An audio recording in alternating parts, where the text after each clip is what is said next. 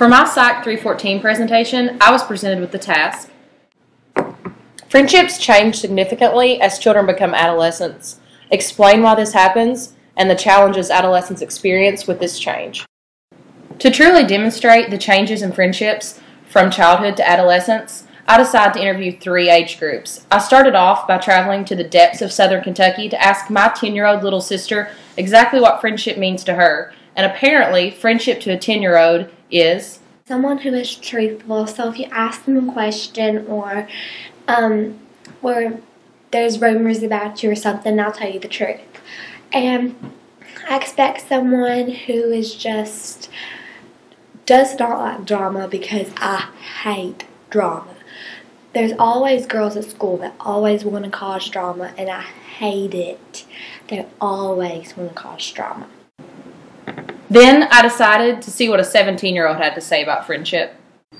Friends to me are people that I can hang out with, go to the movies, go shopping, talk about boys, and we just share a lot of similar interests.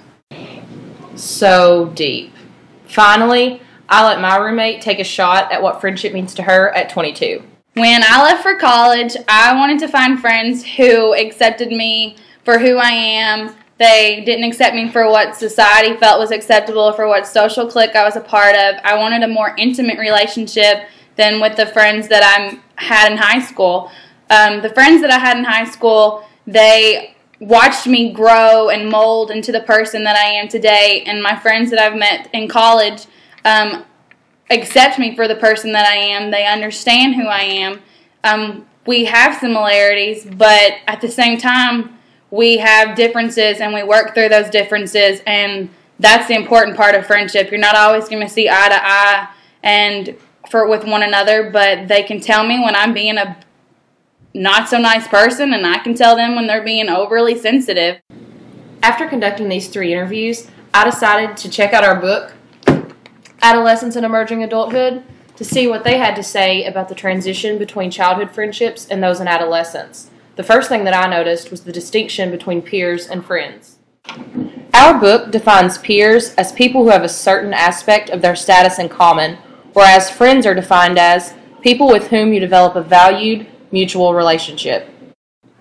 Cognitive development plays a huge role in how we define friends and peers. To me, a peer would be someone who would tell me that there was a rumor going around about me, whereas my little sister thinks that if you tell her there's a rumor about her, that makes you a friend. Also notice that with the cognitive development of adolescence from childhood comes the role of intimacy in friendships. Intimacy is the degree to which 2 people share personal knowledge, thoughts, and feelings. Variations in levels of intimacy in relationships between children and relationships in adolescence are directly correlated to the way that we think. Children think concretely, everything's black and white. We both like soccer, we're best friends. You told me a secret, best friends. Whereas in adolescence, we have a broader realm of the way that we think of things. We think abstractly and begin formal operational thoughts.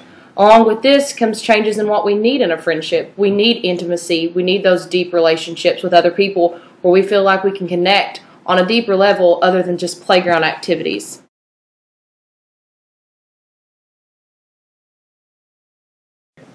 The biggest challenge adolescents seem to face is peer pressure. Peer pressure is the leading cause behind the indulgence in risk behaviors. Risk behaviors, according to our book, are things like cigarette use, alcohol abuse, sexual activities, or even criminal activities, all of which tend to lead right back to peer pressure.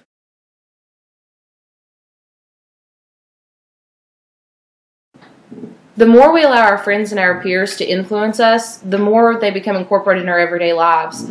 We begin relying on them as we do ourselves and our family for different forms of support. Our book lists 4 kinds of support that adolescents develop during their friendships. Informational support is advice and guidance in solving personal problems. Instrumental support is help with tasks of various kinds.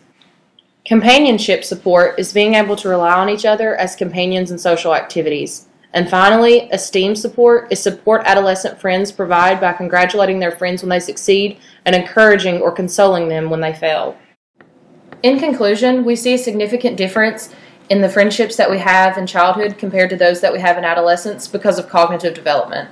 Cognitive development inevitably brings on challenges, and though not all are positive, they still mold us into the person we are today, and we have our friendships to thank because of this transition.